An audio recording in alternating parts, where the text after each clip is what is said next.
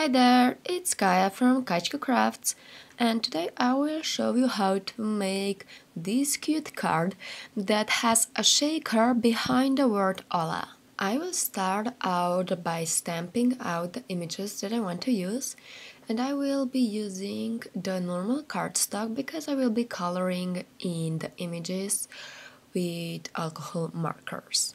That's why I am using alcohol marker friendly ink Memento Tuxedo Black, and my Misty is there because I want to make sure that I have the image crisp and really dark black.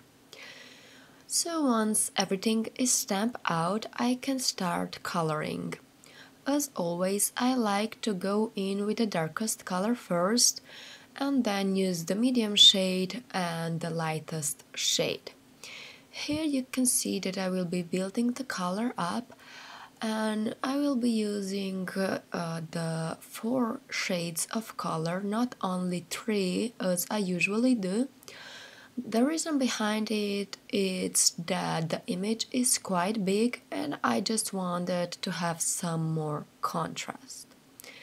For the ears I will be using this peach color, and then for the sombrero I will use the greens and then some yellow. I will just again put down the darkest color first and then blend it out. Here you can see that I'm only using 2 colors, and that's the reason because I know that the area is small and that 2 shades are enough. I knew that I want to have my shaker yellow, so I will make sure that I include some of the yellow in the coloring. And then the last details I will add will be with white gel pen. And you can see that this actually makes the image more interesting and quite dimensional.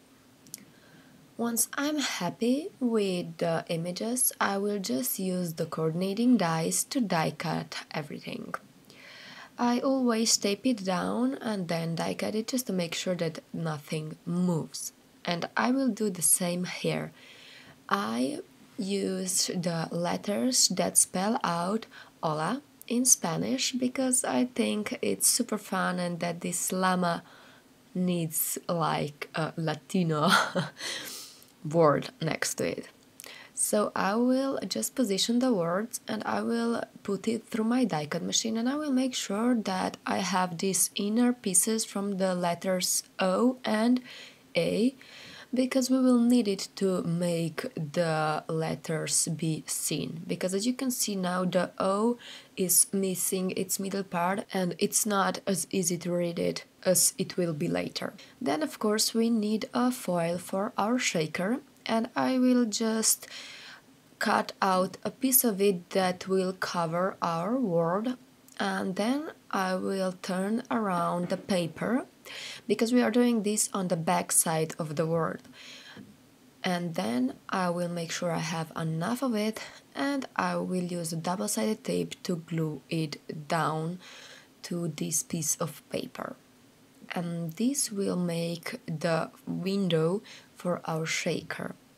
And now I can turn this around and I will glue down the pieces, but before that I will also secure the pieces of the letter H that aren't positioned well because it's not glue behind it. And as you can see, I will use the positive letter and I will put it in the negative space, and then I will just use it and I will have the positioning perfectly as was intended to be. Then I will again turn around this paper and we can make the shaker window. I will use the foam tape that is around 1/4 of an inch wide or just a bit more, and I will make sure that I have the area secured. And when I do that, I like to make sure that the edges are next to each other because that means that sequins can't escape the window. And then I will also make sure that I have enough of foam tape around the other edges so I will have everything popped up evenly. I will put this piece of yellow paper underneath the word Ola, just so we will have more of the yellow color. So I will make sure that I positioned it towards the right bottom corner, since I die cut the word Ola from the right corner. Then I will use this yellow sequence from Honeybee, and I will just put it on that yellow area that we have there.